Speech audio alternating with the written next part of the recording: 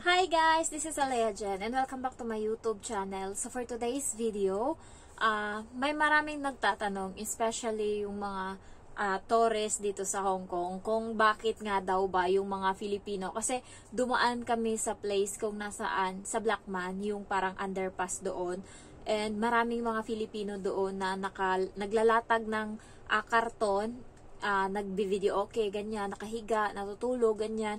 And may mga foreigner na nagvi-video noon. So, dumaan kami.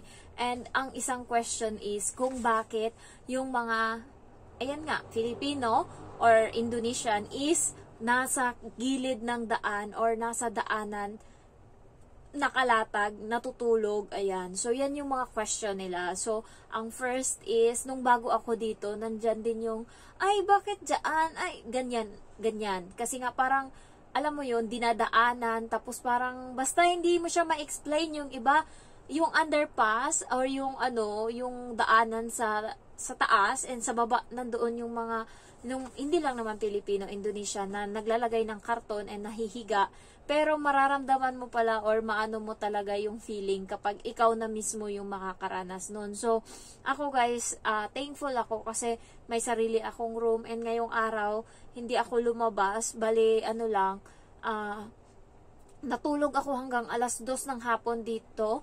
So, nagising ako ng alas 9 kasi yung bata nagising. So, ininit ko yung tubig, tas pinakain ko lang yung bata ng almusal niya. Tapos pumasok na uli ako dito sa kwarto and natulog ako, inabot ako ng alas 2 bago nagising. Ayoko pa nga sana gumising kasi nga gutom na ako, wala akong pagkain. So, ang inano is umalis ako dito lang malapit, bumili ako ng pagkain, kumain ako doon, and then nag-ikot-ikot ako.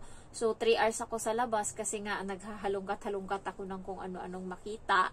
And then, yun, thankful ako kasi may sarili akong room, and yung room ko is hindi kulob, alam mo yung may bintana siyang sarili, so fresh yung pumapasok na air, and malinis kung baga. So yung iba guys, kaya sila napapahinga or nagpapahinga kapag day off sa kalsada or sa gilid ng daan kasi nga wala silang sariling kwarto. Yung iba guys is nasa CR natutulog, yung iba is yung kabaong style, yung higaan, yung iba is nasa kusina tas nilagyan ng cabinet, doon sila natutulog. So maraming mga senaryo. Yung iba is nasa rooftop, yung marami, yung iba nasa living room, ayan, tas aantayin pa nila na matutulog yung amo nila bago pa sila makakapaghiga. Yung iba is doon sa tinatrabahoan ng amo nila. So, yung parang computer room kung tawagin. So, doon sila naglalatag, doon sila natutulog. Yung iba is katabi ng bata matulog. Kaya, syempre, kapag day off mo, hindi pwedeng hindi ka lalabas ng bahay. Kung hindi, ikaw yung pag-aasikasuhin niyang bata dyan. So, yun yung mga rason kung bakit nandun sila sa may, sa may gilid ng daan. At least, guys, makakapagpahinga yung katawan mo, magiging peaceful kahit isang araw lang, makakatulog ka.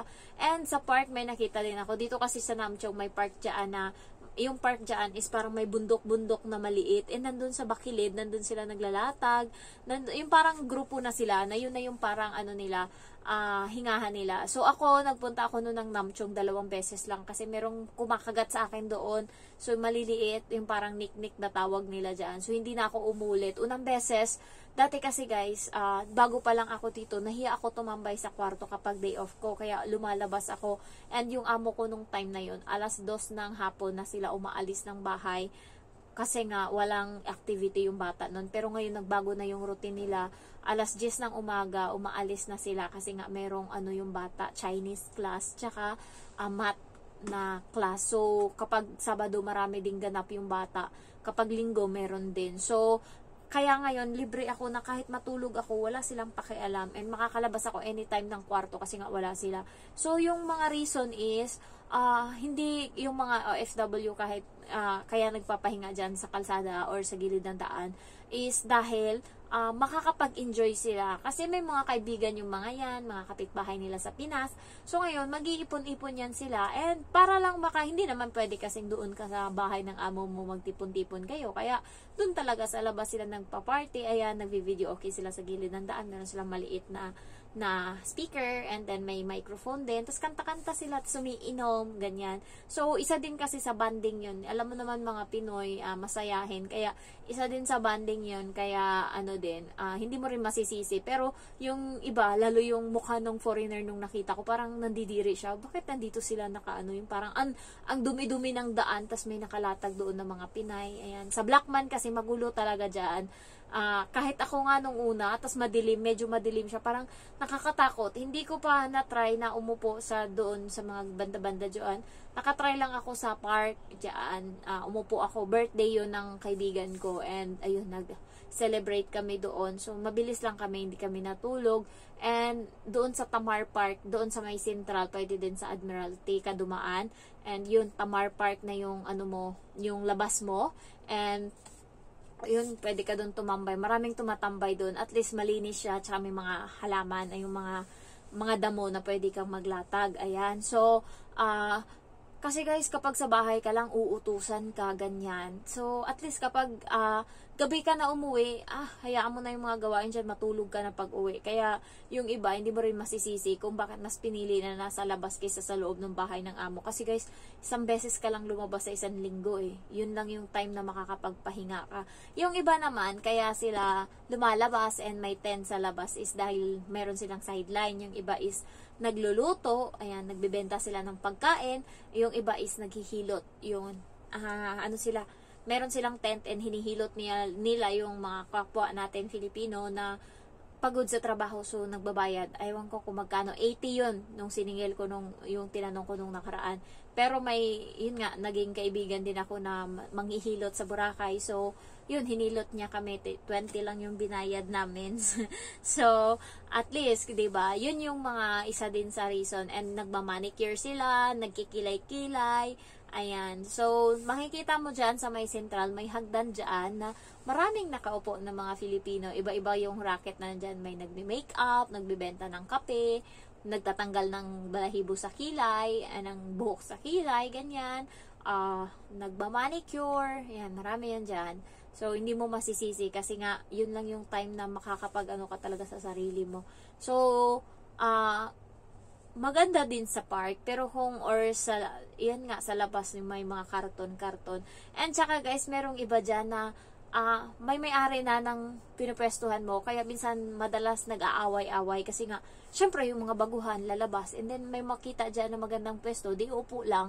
Tapos biglang darating ngayon yung dati na dyan na nakaupo, yung parang sinasabi nila kanila yung pwesto na yan. So, ikaw ngayon na baguhan, kung palaban ka, sabihin mo talaga, kung tarantado or pilosopo, nasan yung, yung titulo mo, kung sa'yo yan dito, hanggang sa mapapaaway ka talaga, marami dyan. Yung iba is, pinapaubaya na lang sa luma. Kasi nga sinabi, matagal na namin tong pwesto dito, ngayon ka lang dito, hindi mo alam amin yan dito. So, masya ka, kasi nga, akala mo pwedeng umupo kahit saan, tapos magugulat ka, may-ari pala ng inuupuan mo. So, yung iba napapalaban talaga dyan. Kaya, kayo. Kapag ganyan, hayaan nyo na, ibigay nyo na sa kanila yung pwesto. Huwag na kayong makipag-away or makipag-anuhan sa kanila, makipag-debate para lang nyo na wala naman talagang may-ari niyan. Kasi lahat naman tayo dito is nangangatulong lang, hindi naman atin yan. Pero kasi, sa kanila is, alam mo yon, parang nila, kanila na daw yan. So, ibigay nyo na lang, huwag na kayong makipag-away. Napakasimpleng bagay, lipat na lang kayo kung hayaan nyo na marirealize din nila yan, pero hayaan nyo na. Pag ako, bibigay ko na lang. Dati siguro, kung yung mga dati kong ugali, yung dala ko pa ngayon, baka tanungin ko, bakit may-ari ka ng lupa na to, may titulo ka, baka ganunin ko, pero ngayon hindi na, parang sa akin, bigay mo na yan, lipat na lang tayo. So, ayun guys, swerte pa rin yung may sariling kwarto. Kaya swerte ako dito sa amo ko, kahit sabihin ko ripo to, kahit papano naman is meron akong sariling kwarto, may privacy ako, pwede ako maghuba dito, walang CCTV.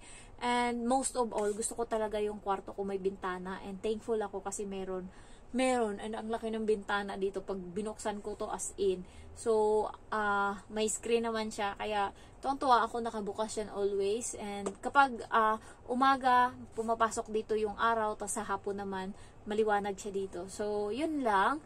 Hindi mo rin masisisi. Kaya, thankful ka na or swerte ka na pag meron kang sariling kwarto dito sa Hong Kong. At least magagawa mo yung gusto mo. Minsan guys, pag wala sila, naliligo ako. And then, nakatapis lang ako ng tuwalya, tumatakbo ko dito sa kwarto ko. Kasi nakakapagod eh, pag nagsuot pa ako ng pang-trabaho ko na damit para lang lumabas ng CR, nakapantalo na ako, ay naka-jogging pants, tas t-shirt. Pero pag nandito kasi ako sa loob ng kwarto, naka-short lang ako, tas kaya ayokong paulit-ulit na maghubad-hubad, nakakapagod. So, time check now is alas 6. Dati nung summer, alas 7 may araw pa. Pero ngayon guys, alas 5:30, madilim na, as in. Palapit na yung winter. Ayan. So, nag-ikot-ikot lang ako ngayon, day off ko. Ikot lang ako dito sa Shamshoy po and nagtingin-tingin ako. May nakita pala ako kanina. Hindi ko lang alam kung para sa inyo good choice to. Pero 10 Hong Kong dollar and maganda siya, 'di ba? Ayan. Ano siya, hindi siya bestida, parang hanggang hita lang siya, pero maganda. Siguro. Ayan, binili ko. 10 lang naman. Para in case, kapag may mga okasyon, kung merong mga anuhan, edi magagamit-gamit yan. Pero, napuno na kasi tong yung cabinet ko dito. Ilan tong cabinet ko, nagtataka na yung amo ko na kahit yung maleta ko, puno na din. Partida, nakapagpabox na ako, pero ang dami-dami kong naipon na naman uli. So, hi! Ayun lang guys, yung mga sayang din kasi kapag lumabas ka, pumunta ka ng central. Dati pagka ko day off ko, diretso ako central. Wala naman akong gagawin doon. Nag-central lang ako para lang makakita ko ng mga kapwa Pilipino. Pero ngayon, parang hindi na pala ganun. Sayang yung 26 Hong Kong dollar. Pwede mo na yung ibili ng palaman ng tinapay, prutas, gulay, kung gugustuhin mo. Kaya, mas pinili ko na lang na dito. Tapos kakain na lang ako dyan sa KFC. Tapos, ayan, ikot-ikot lang ako dito sa Shamshoy po. Sabi nga ng ibang mga katulong, nung nalaman nilang taga Shamshoy po ako, ay, napakaswerte mo. Ang daming mga paninda dyan. Yan yung lugar na gustong-gusto naming puntahan. Kaya, pag nag-ukay-ukay ako, nagtingin-tingin ako, tapos may mga Pinay, tatanungin sa akin, taga dito ka? Sabi ko, opo. Sabi niya, swerte mo naman. So, parating na lang sinasabi yan. Kasi nga, dito, marami, dito lahat. Ayan, so, dito yung may mga mall din kung gusto mong kumain. Tapos, nandito lahat ng mga tiyanggi-tiyanggi. Ayan, yung pabango nating 8 Hong Kong dollar. Ayan, basta yung mga anik-anik. Ayan. So, thank you for watching guys and I love you all. Bye-bye.